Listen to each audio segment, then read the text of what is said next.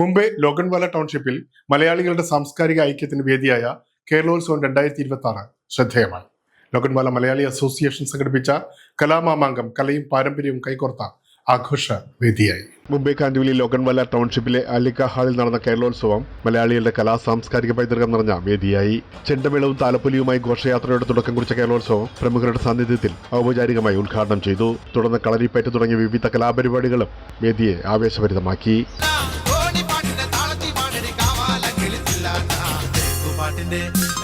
വനിതാ വിഭാഗത്തിന്റെ നേതൃത്വത്തിൽ നടന്ന സാംസ്കാരിക പരിപാടികൾക്കും മികച്ച പ്രതികരണമാണ് ലഭിച്ചത്.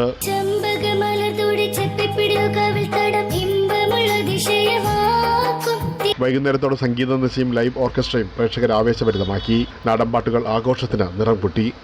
നാദസ്വരം വേണം, തകിലു വേണം, പിന്നെ ആശാൻ ചേനന്റെ തപ്പ് വേണം. നാദസ്വരം വേണം, തകിലു വേണം, പിന്നെ ആശാൻ ചേനന്റെ തപ്പ് വേണം.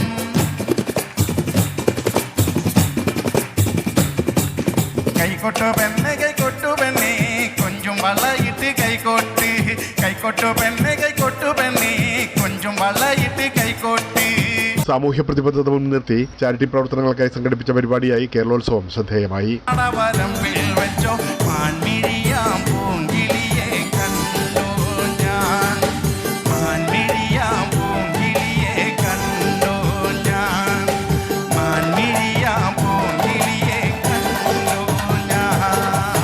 ഇനിയൊരു ഇടവേളയ്ക്ക് ശേഷം കാണാം കൂടുതൽ വാർത്തകളും വിശേഷങ്ങളും. ഞാൻ ആദ്യം ഡയറക്ടർ ചെയ്ത സിനിമയാണ് പണി. അപ്പൊ എന്റെ പണി എന്നാണ് ഉദ്ദേശിച്ചത്.